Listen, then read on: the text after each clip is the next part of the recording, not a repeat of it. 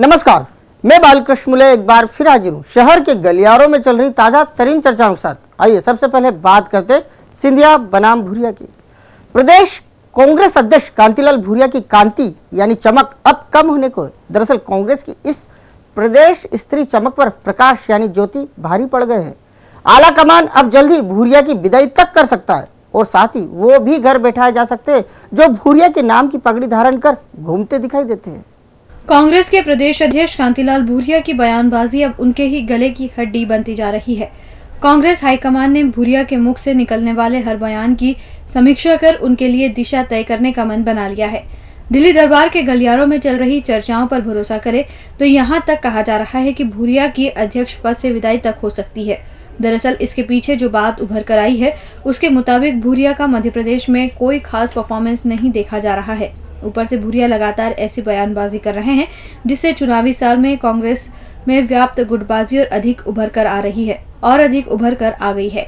भूरिया यूं भी भोपाल में हुए एक प्रदर्शन के बाद से लगातार केंद्रीय मंत्री ज्योतिरादित्य सिंधिया के खिलाफ मीडिया में बयानबाजी कर रहे हैं।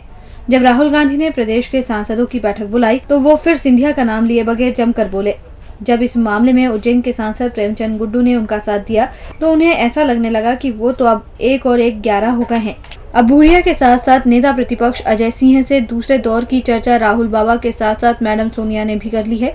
इस चर्चा के बाद से ही ये चर्चा जोर पकड़ रही है कि आलाकमान ने भूरिया के कान खींच डाले हैं। भूरिया को अब सिंधिया के खिलाफ लगातार मीडिया में माहौल बनाने का खामियाजा भुगतना पड़ सकता है। मतलब भले ही आदिवासी वोट बैंक के नाम पर वो यथास्थिति बनाने में कामयाब हो जाए, लेकिन वो अब सिंधिया को नहीं रोक पाएंगे। ऐसे में उन लोगों की अब 19 ही होना तय है जो भूरिया की पगड़ी पहनकर बड़े बड़े पदों पर बैठे हैं और कांग्रेस के नाम पर बयानबाजी करते देखे जाते हैं। कांग्रेस के गलियारों में अब उस बात की चर्चा भी है कि यदि सिंधिया को जल्द ही जिम्मेदारी दी गई तो वो पूरे प्रदेश में सक्रिय टीम उतार देंगे। उन्हें पहले से कांग्रेस महासचिव दिग्विजय सिंह का साथ मिला हुआ है। दिग्गी हो या सिंधिया एक दूसरे के मान सम्मान में कोई कसर नहीं छोड़ रहे हैं।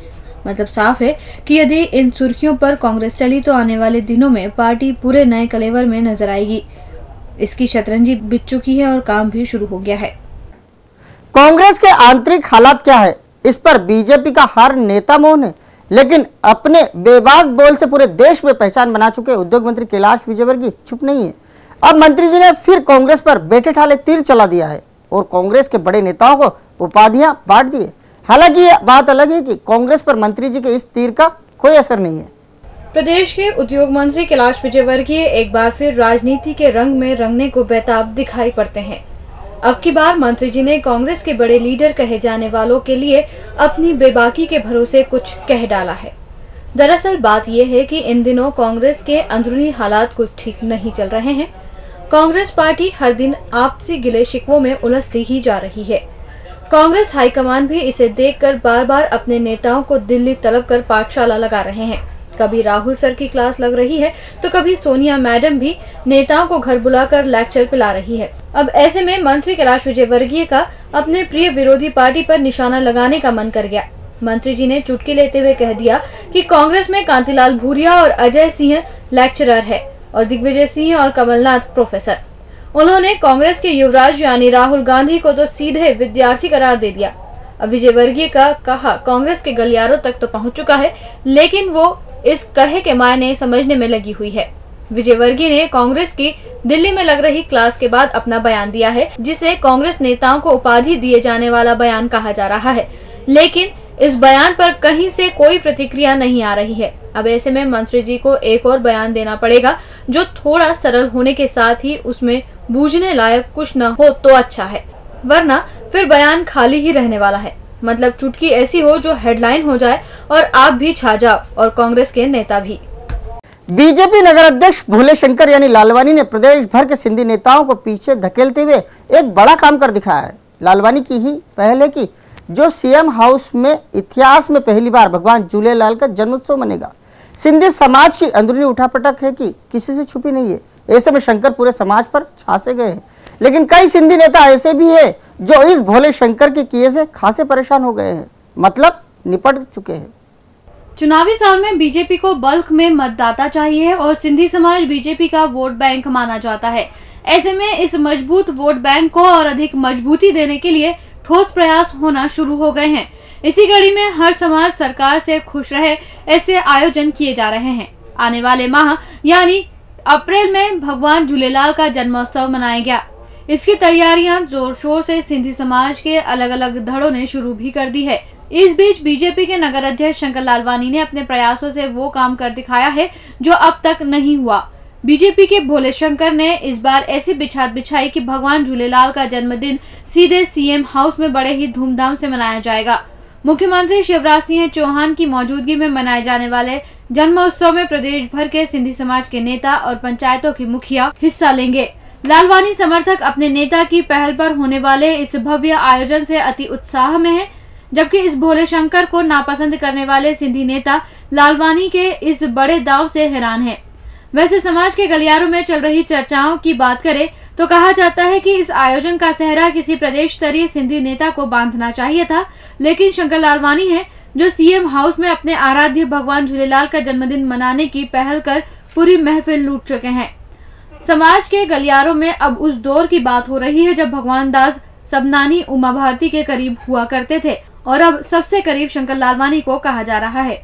हमेशा मौन रहकर अपने काम को करने वाले इस भोले शंकर ने शिवरात्रि पर अपना काम कर दिखाया और सिंधी समाज की ओर से सीएम हाउस के सबसे करीबी सिंधी नेता बनकर उभर आए। अभी आयोजन में वक्त है, लेकिन कहा जा रहा है कि इस दूरदृष्टा को देखते रहो वो करते हैं क्या क्या। इंदौर में पदस्थ रहने वाले अफसर इस शहर से कुछ न कुछ जरूर अपने साथ ले जाते। अब इंदौर आईजी रही अनुराधा शंकर की ही बात कर ले तो आईजी मैडम विदा हुई तो यह कहना नहीं भूली कि इस शहर से एक शब्द अपने साथ ले जा रही है। वो शब्द है और भैया। इस शब्द ने मैडम को इतना प्रभावित किया है कि वो इसे बार बार दोहराती है और भैया शब्द की तारीफ करते करते नहीं थकती। इंदौर आईजी रही अनुराधा शंकर की भले ही इस शहर के कई भियाओं से पटरी नहीं बैठी हो, लेकिन मैडम को इस शहर की खास पहचान बन चुके एक शब्द ने खासा प्रभावित कर दिया है। धार भोजशाला को लेकर राजनीति की शिकार हुई आईजी अनुराधा शंकर वैसे तो अपने इंदौर रेंज के कार्यकाल से खुश है और वो अब हल्के फुल्के अंदाज में ही सही, लेकिन शहर की बारीकियों को लेकर चर्चाएं भी कर रही है। ये बात सही है कि मैडम ये सारी बातें उन्हीं के सामने कर रही है जिन पर वो भरोसा करती हैं। मैडम ने ऐसे ही कुछ भरोसेमंद लोगों के सामने अपने मन की बात कही। मैडम ने कहा कि वो इस शहर से कुछ अपने साथ ले जा रही हैं और वो है एक ऐसा शब्द जिसने उन्हें प्रभावित किया है। अब जरा उस शब्द को भी सुन लीजिए जिसे मैडम अपने साथ लिए जा रही हैं। वो शब्द है देश विदेश में इंदौर की पहचान बन चुका और भैया। और भैया शब्द ने मैडम को ऐसा प्रभावित किया कि उनका कहना है कि ये शब्द मुझे जीवन भर याद रहेगा। वे इस शब्द को लेकर इतने उत्साह में हैं कि वो हंसते हंसते ये कहना भी नहीं भूली कि ये मालवी शब्द उन्हें अच्छा लगा है। वो यहाँ के आम लोगों की तारीफ करना भी नहीं भूलती हैं। कहती है कि यहाँ के लोग अच्छे हैं। अब जब से मैडम का तबादला हुआ है लोग उनसे लगातार बात कर रहे हैं। कुछ लोग तो रो रहे हैं और मैडम है कि केवल खड़े खड़े भावुक लोगों को देखती है। वैसे ये भी एक अनूठा संयोग है कि पहली बार कोई अधिकारी इंदौर से एक शब्द ले जा रहा है। ऐसे में हम तो यही कहेंगे और भैया अब आप तो छा गए। और अंत में बात करते विवेक श्रोत्री की। अपनी पसंद के अफसरों के साथ कंधे से कंधा मिलाकर काम करने वाले विवेक श्रोत्री इन दिनों अपनी नई पोस्टिंग पर भी काम में जुट गए हैं।